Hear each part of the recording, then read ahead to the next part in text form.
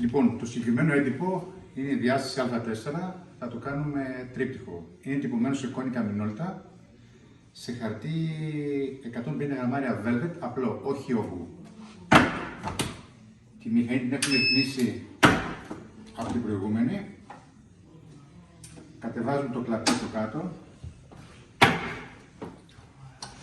Φορτώνουμε.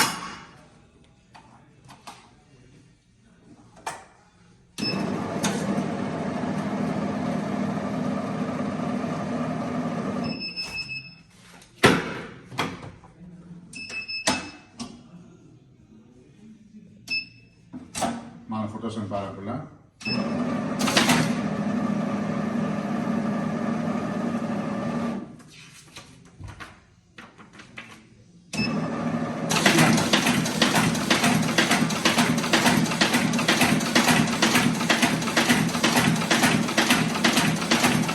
Η ταχύτητα είναι στη μέση.